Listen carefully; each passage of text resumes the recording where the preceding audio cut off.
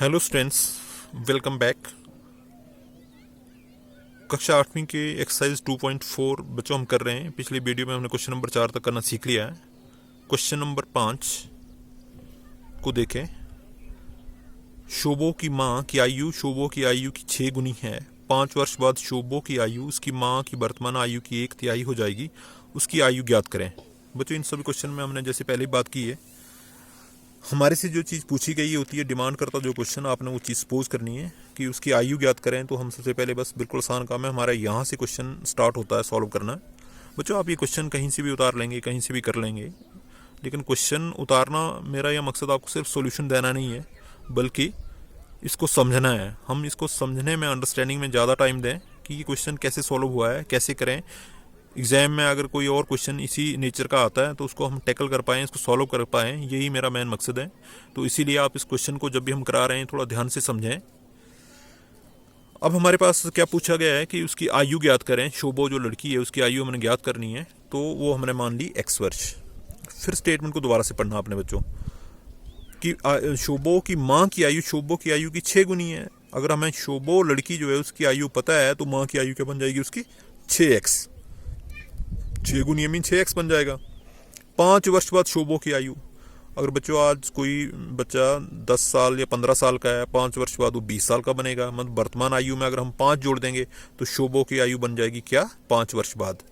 लेकिन उस समय उसकी माँ की वर्तमान आयु, माँ की उस समय की आयु की बात नहीं कर रहा है। अगर उस समय की आयु होती तो 6x से 5 बन गई होती, लेकिन माँ की वर्तमान आयु की 1/3 हो जाएगी। जो वर्तमान आयु है, जब शोभो 5 वर्ष बाद x में 5 की हो जाएगी तो उस समय उसकी आयु जो होगी वो अपनी माँ की आज की आयु, जो आज वर्तमान में जो उसकी आयु है, उसका 3रा हिस्सा हो जाएगी। 1/3 भाग कर देंगे हम इसको।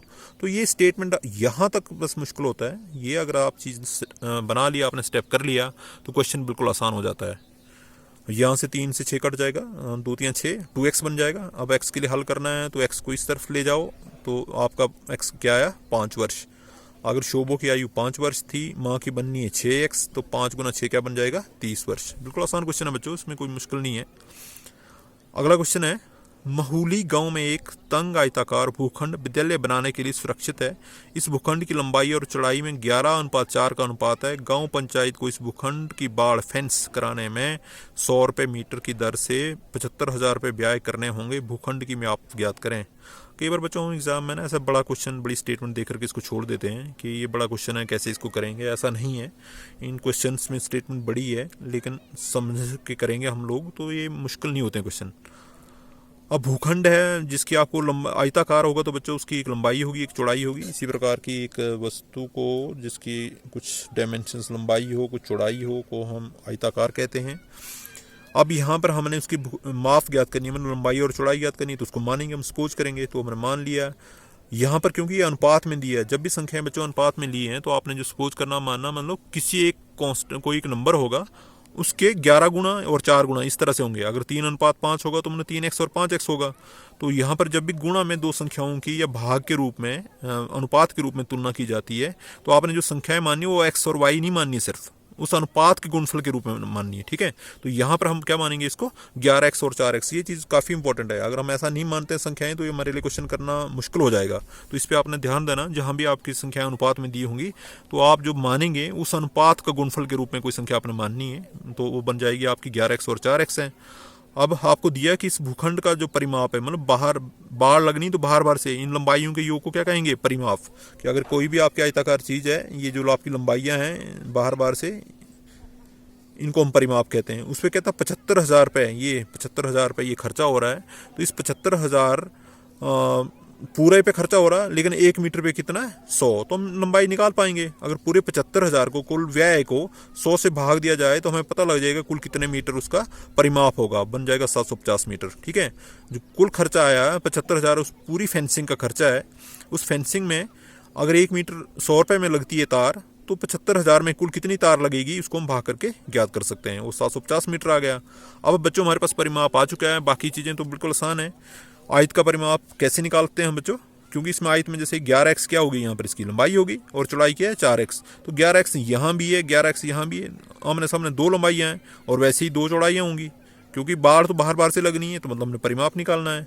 तो यहाँ पर परिमाप का सूत्र क्या बनता है किसी भी आयत का? 2 गुना लंबाई जमा चौड़ाई। क्यों 2 गुना करते हैं हम?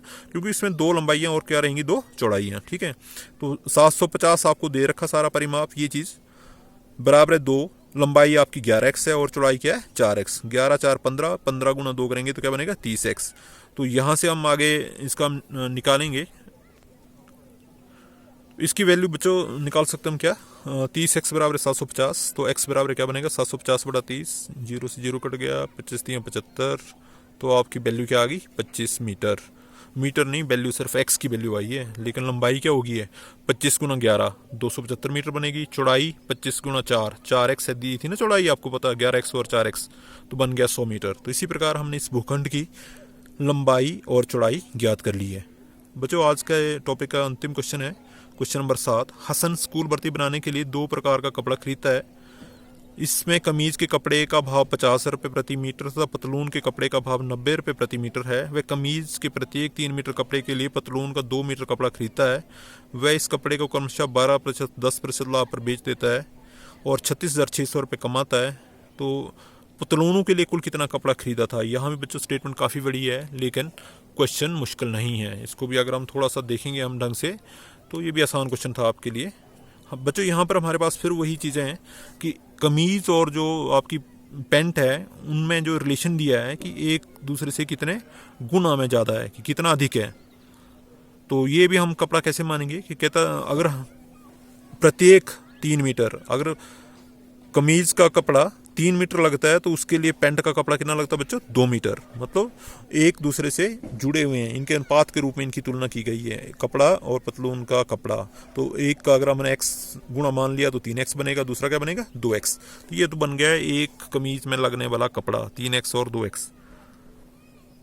और कमीज के कपड़े पर व्यय कितना हो रहा है कि जो भी आपका ये कमीज का कपड़ा है, क्योंकि 50 रुपये प्रति मीटर है तो 3x कपड़ा लग गया, 50 गुना 3 क्या बनेगा? 150 इसका व्यय हो रहा है।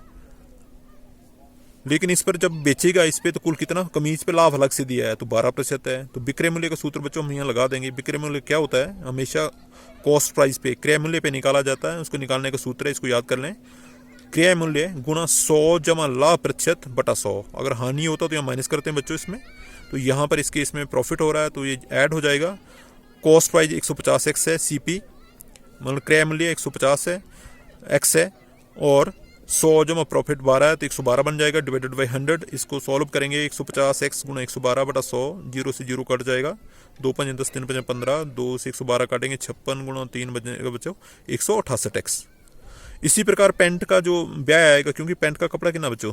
2x है, खर्चा कितना? 90, 90 गुना 2x करेंगे 180x। लेकिन वहाँ पर प्रॉफिट अलग से है, उस पर 10% दिया गया था तो 10% निकाल लेंगे हम।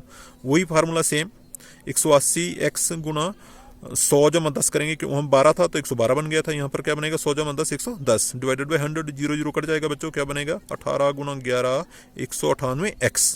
ठीक है, अब ये जो भी आपके क्वेश्चन के अनुसार क्या कह रहा है कि ये सारा जब बेचता हो, बेचने पर, इसलिए हमने ये क्रय मूल्य निकाला बच्चों। जब लाभ होता है तो 168x जमा 198x बराबर है 36,600 होता है।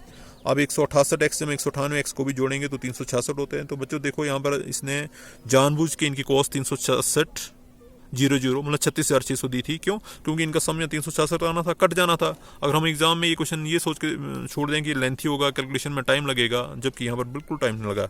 x बराबर है, इसको 366 से इसको डिवाइड करेंगे, कट जाएगा 1 0 0 बच जाएगा 100। तो यहाँ पर x की वैल्यू क्या आएगी? 100 आ गई है। तो पतलून का कपड़ा कितना था? 2x, तो 100 × 2x क्या बन जाएगा आपको बच्चों? 200 मीटर। तो उम्मीद है कि आपको ये क्वेश्चन समझ आ गए होंगे। कल इसके आगे के जो 3 क्वेश्चन इसी एक्सरसाइज के रह रहे हैं 8 9 10, उसको लेकर के मैं आऊँगा। तब तक आप इन क्वेश्चन को रिवाइज करें, अच्छी तरह समझें। इस वीडियो को पसंद आए तो शेयर करें, कमेंट करें। धन्यवाद।